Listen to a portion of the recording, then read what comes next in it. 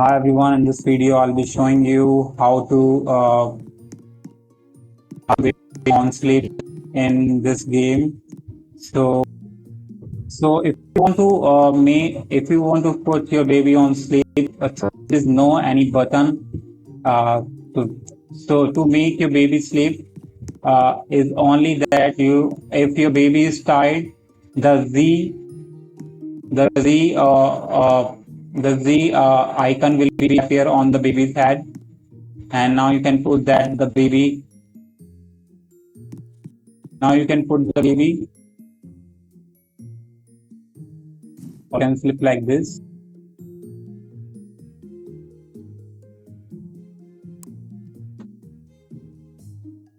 You can see you can blind and you can go back on bed, and again another icon will be shown here.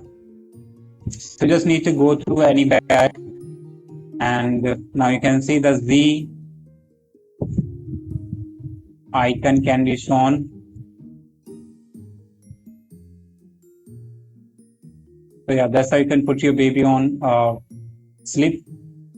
You just need to press E to on the bed, and the bed will be used, and you will be sleep with your baby. Fine. So that's how I can do it. Hope you like it. Thanks for watching.